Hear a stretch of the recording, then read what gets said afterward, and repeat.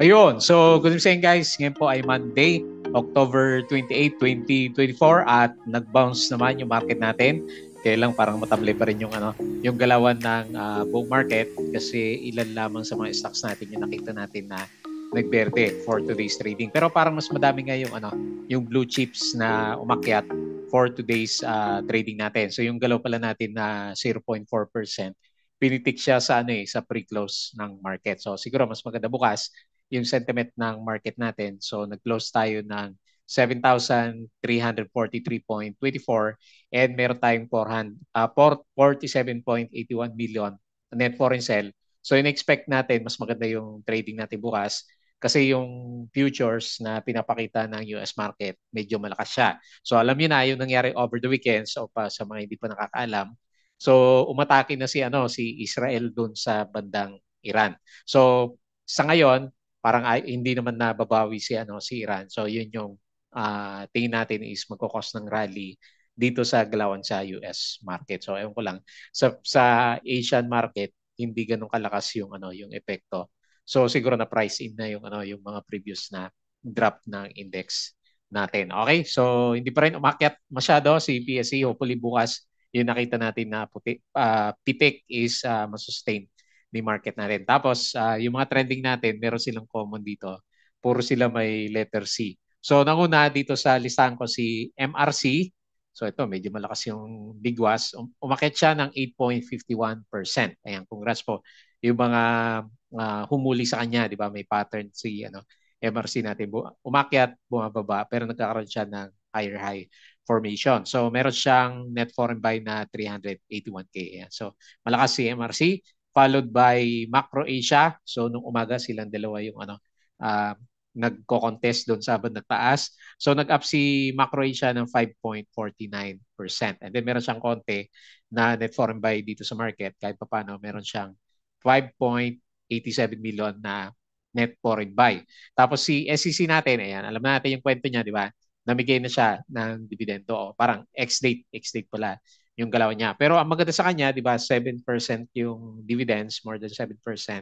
And nag-drop lang siya ng 4.46%. Ewan lang natin for the coming few days kung kakainin din niya yung natipid natin sa kanya na more than 2% o halos 3% naman sa kanya. So buti na lang merong sumalo. Pero malakas yung selling niya. Meron siyang 15.9 million net foreign sell dito sa market. Tapos si SPNC natin bumigay na. So kulang sa balita, si SPNC nag-drop ng 2.54% and meron siyang 88.34K net foreign buy. Another C, FCG, ito nag-drop ng 1.12%. So, dami pa rin nagko-correct, no? Meron siyang 88K net foreign buy. Tapos si BPI, malakas talaga. Mga banks yung pinakamalakas pa rin sa market.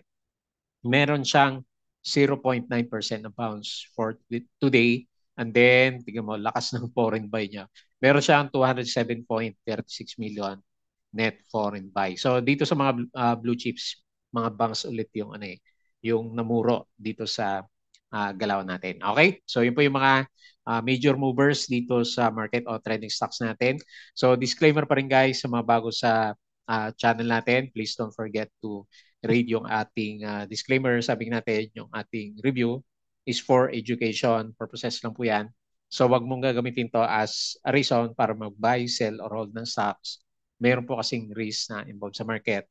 Due diligence na lang po ako ng stocks yung gusto mong bilhin naman. Ayan. So hopefully bounce na tayo for tomorrow's trading. So follow mo din po ako dito sa ating Palaboy Trader na YouTube channel para updated ka sa mga reviews. Subscribe ka lang or kung gusto mo, join ka dito sa trading group natin. Ayan. So yung mga nakasubscribe, as usual po, salamat po dun sa mga viewers, company reviews, mga sample trades natin sa market, nag-aral ka ba over the weekends, basic indicators, kailan na-scan ko yung market natin kahapon.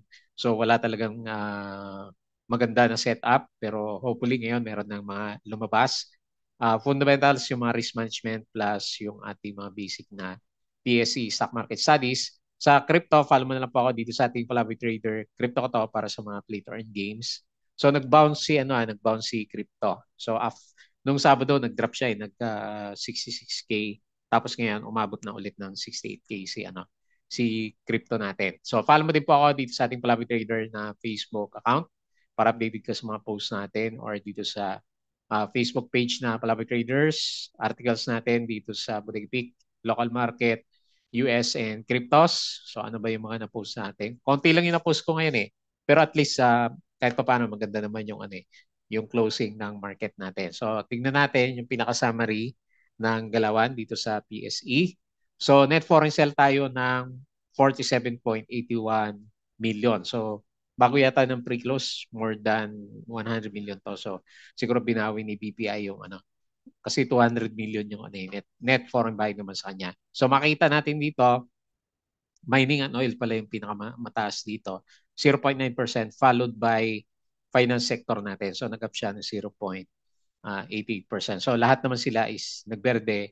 Hinabol nga po ng bandang closing yung ano, yung galaw dito sa markets natin. So sa mga movers dito sa big caps, ayan, so biglang pumitik to si ano si nickel. Wala to kanina umaga eh. So pumitik tong si nickel natin, nag-up siya ng 2.99%, Metrobank 2.21, CNPF nag-bounce na rin 2.2%, JT Cap, maganda yung galaw nito, 1.89%. So sa mga losers natin, SEC, dahil nga po dun sa kanyang dividendo, kailan ba ex-date ni ano, DMC? So SEC nag-drop siya na 4.46%. Pero panalo pa rin yung mga holders natin sa kanya kasi greater than 7% naman yung binigay ni CC. So tignan na lang natin for the coming few days kung babawiin niya. Normally kasi nagda-drop pa siya after few days. So Aboitiz Equity Ventures nag-loss ng 1.96. Si Monde, Nissen nag-drop ng negative 0.91. Tapos si Bloomberry, mahina pa rin, negative 0.77%. Okay? So ito yung mga galawan sa mga big caps. Foreign funds sold, BDO, China Bank, East West Security Bank, ASEAN, APF Gen, Manila Water, CNPF, DNL, dami pa rin, no? GSMI, Monde, Aboitiz, EGI, DMC, Ali, FLI, MEG, RCR, Globetel, Converge dito at saka si ATI. So si Robinsons Retail Holdings mo maganda yung ano niya, 9 months earning niya, no? Gross profit climbed 4.3% while earnings per share rose 5.38 as of September according to regulatory filing. Ayan. So gumanda na yung ano yung fundamental nitong si RRHI natin. Foreign funds bought AUB, BPI, Metrobank, SLF, Alter, Mer, EMI, FB, Jollibee, ABA, AC, Costco, AREITs, MRC, ICT, MAC, at saka si STI naman. So recap, 7,343.24. Kailang mababa pa rin tayo, no? So nagsa-sideways si ano, PSA market natin. SMPH, launch Kauswagan Residences first vertical socialized housing project. Ito yung ano yung over the weekends na hopefully hindi mag-cause ng rattle sa market pero mukhang na price in na yung mga negative news sa kanya. So rising tensions could push up oil and energy affecting inflation, prepare with conditional orders. Ayan, sabi ni investor natin. Pero ang sabi doon sa mga previous post natin, since hindi naman binomba ni Israel yung mga oil products, nag-drop yung futures ng ating mga oil products. So Wilcon Depot post a net income of 2.1 billion for the first 9 months of 2024. Ito yun, no? So galing kay investing.com. So oil prices plunged 5% after Israeli strikes spare Iran's oil facility. So yun naman talaga yung yung plano last time nitong si Israel kasi maapektuhan kasi yung global markets kapag mga oil yung tinira nila. So US stocks futures point to higher open. Big stumbles as investors brace for busy earning week. Ayan. So earning season pa rin dito sa US market natin. BPI shares hit record highs with 17.4 billion third quarter earnings. So up siya ng 29.4%. Ayan. Kaya pala matindi ang usapan dito kay BPI natin. So meron pa rin daw mga momentum stocks sabi ni Investa, si MAC, FCG, BPI, CNPF at saka si Monday. Si MAC yung pinaka-panalo, nag-up na siya ng 71%. So Philippine National Bank post net income of 15.9 0.1 billion, up by 12%. LTG sells entire stake in Asian Alcohol Corporation to Prior Holdings Corporation. Okay, tapos yung galawan natin kanina umaga. Actually, okay naman umaga eh. Nung pagbukas ng market, medyo mapula siya, nagberde, tapos namula ulit. Tapos nagberde ulit nung pre-close ng market natin. So, Metro Pacific Investment cited in Sustainable Awards. Globe, top Singapore firm for laser communication system. SMC, unit takes over Sumal plant. Ayala Land, ayan, meron siyang mga kaali, meron tayong dividendo na 0.29 pesos per share. Ayan. So, palaglag kasi yung chart natin. BPI close all-time high. Robinsons Retail Holdings, so 45 pala yung target dito ni Phil Stock dito sa price niya. Okay.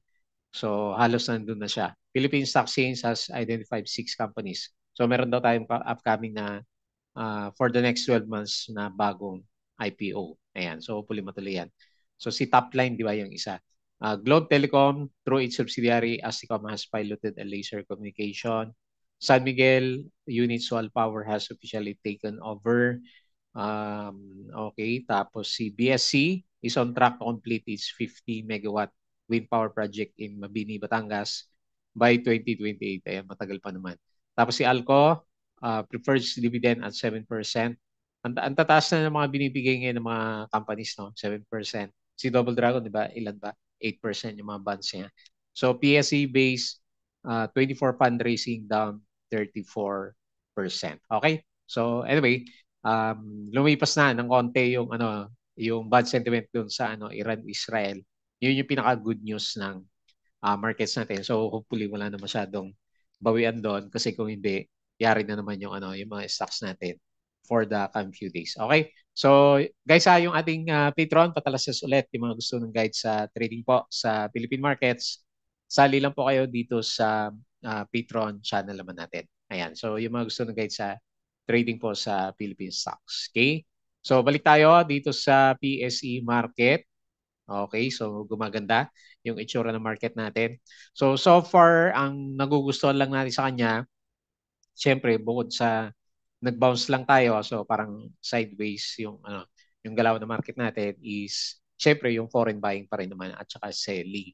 So meron tayong sell ngayon, 47.81 million, pero hindi naman ganun kalaki yan. So kaya-kaya ng locals. And nag-up siya ng 0.4%. So meron siyang triple bottom, no? Lumalabas kasi parang maliit daw na head and shoulders. Pero kung babalik naman siya dito sa 7.4 later on, then parang consolidation or siguro parang possible flag itong current location ni PSC natin. Pero tignan natin kasi hindi pa rin natin maramdaman yung majority ng mga stocks na gumagalaw. So meron tayong mga particular stocks, MRC, Macro Asia.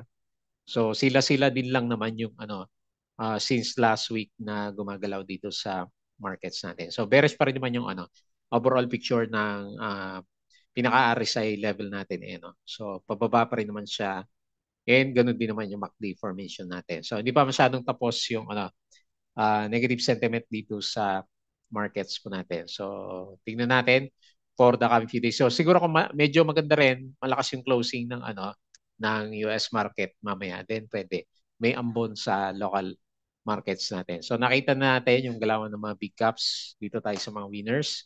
So nanguna nga si MRC. Ayan o. So tuloy-tuloy yung niya, yung uptrend, 8.51%. STI. So bumabalik din siya. Ayan, maganda rin yung galaw ni STI. Nag-up din pala siya. 6.78%. Tapos hanap tayo na may volume, nickel. Ayan, hopefully yun, double, triple bottom para kay nickel. 2.99%. Si CIC, 2.33%. So parang isang tao lang. So 8 million, pero malakas siya, 8 million yung binili niya. FGen, 2.26. Uptrend din pala si FGen natin. CNPF, so yun na yun. JT Cap, BHI, buti pa si BHI, diretso. 1.96%. Costco, lakas din ni Costco. 1.64%. All HC, kulang sa volume. URC, ayun, bumabalik na si URC natin, 1.51%. Okay? So dito naman tayo sa mga losers ng markets natin. So sino ba yung mga nagpalaglag sa market? Si ABA. So 4.94%. Biglang tumbling si ABA natin, no?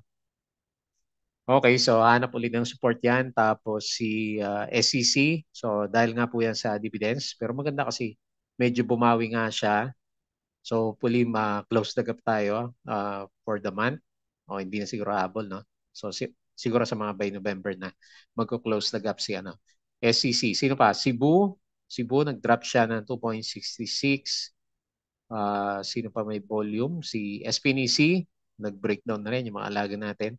2.54% si Green, si preferred shares, Aboites 1.86. Ang dami pa rin nagpo-pullback, nagbe-breakdown yung mga price action. OGP nag-gap down 1.77%. Okay, so maraming 1% na drop dito sa markets po natin. Okay, so yun yung galawan dito sa local markets. Hopefully sideways lang at hindi diretso na downtrend gaya ng pinapakita ng ating RSI. Okay, so tingin tayo dito sa global market. So sabi ko nga mukhang malakas mamaya. So si S&P Futures 0.61%, Dow Futures 0.49%, Nasdaq Futures is 0.78%. So mukhang maganda yung galawan mamaya sa US market. Pero sa Europe, medyo mix tayo ng konti.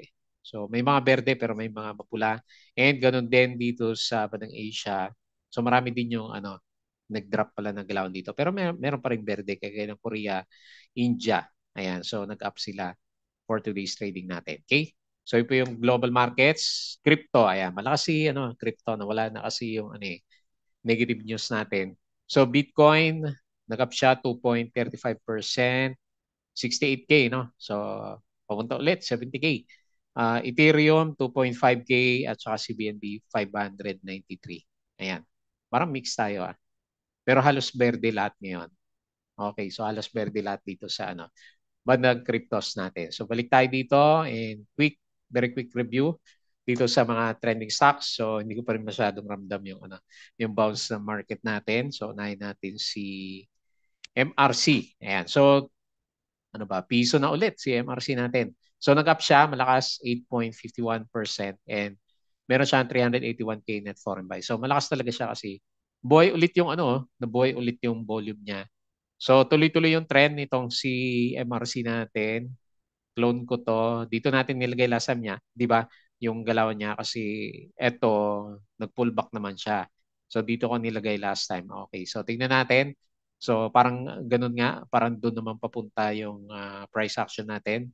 So babalik ulit natin yung optimism dito sa 1.18 o siguro malapit sa kanya 1.2, di ba? Ito yung nilalagay natin na pinaka next na resistance level. So bullish ulit lahat ng indicators para kay MRC. So nagre-recover din yung MACD formation. So yun talaga nakapagtulak sa kanya is laki ng volume niya 43.82 million. So kumpara mo yan dun sa ibang mga stocks natin. So meron bang incoming good news dito kay MRC natin? Tagal na rin niyang umakyat since August, 'di ba? August, September, tapos October.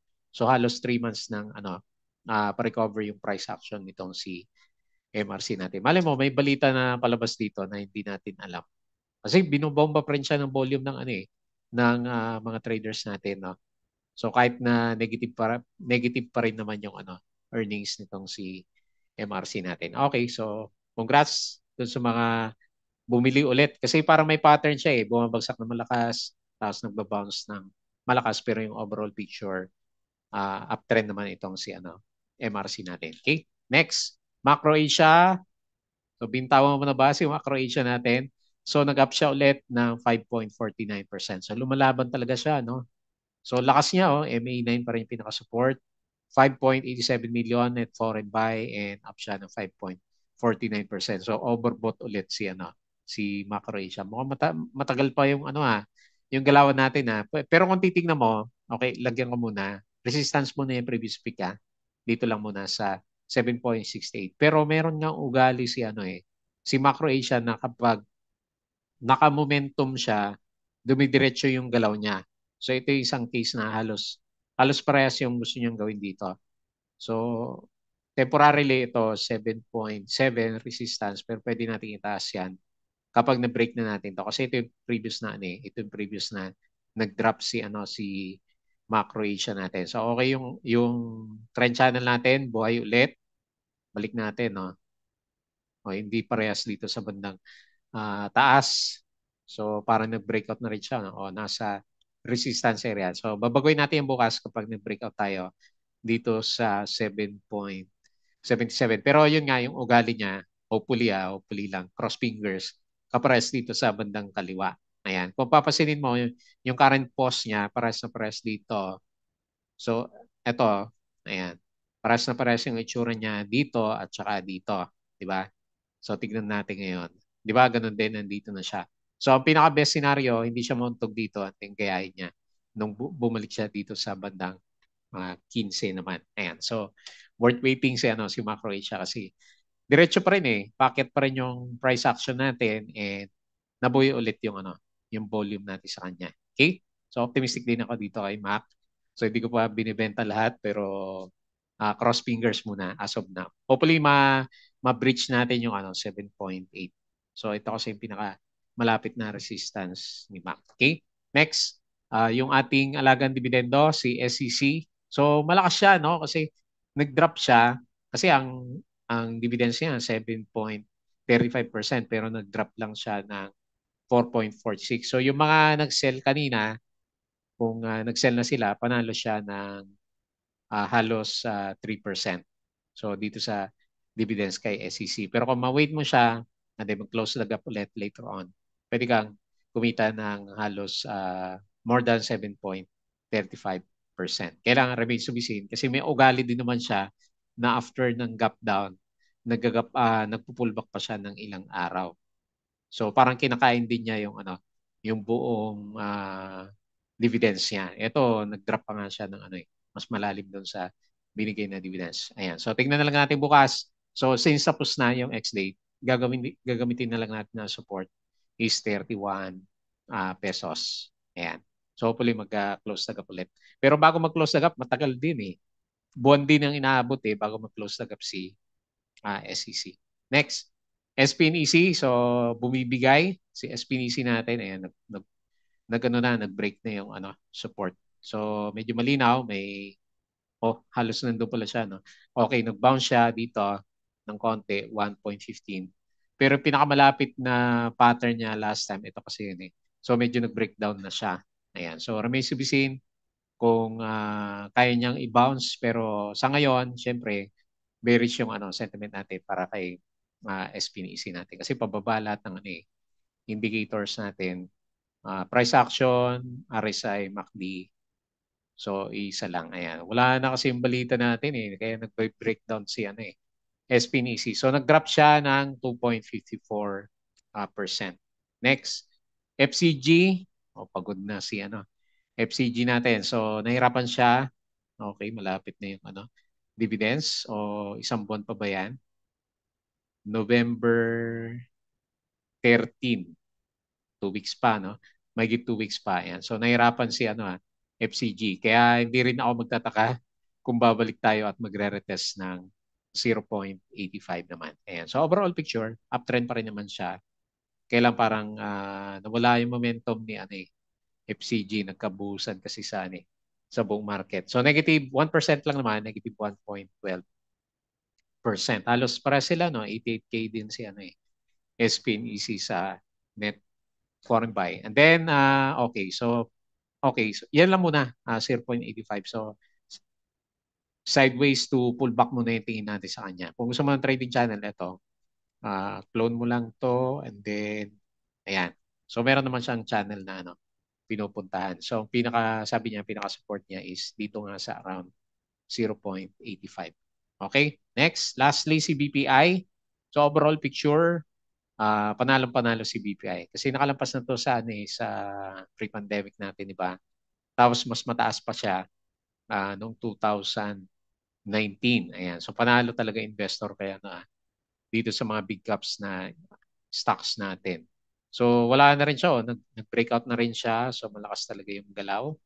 Meron ba tayo dito sa bandang kaliwa? Pwede nating gamiting reference. Parang all-time high si ano. Okay, so wala akong makita. So ngayon, ano pa pwede natin gawin? Nagpa-parabolic na rin siya, no? Tama ba? Hindi pa naman parabolic. Pero from the last 2 days, meron siyang volume, oh. So buhay na buhay siya, no? Dow G pala yung ano. Kabila natin. So lagay ko na lang muna resistance dito sa 150.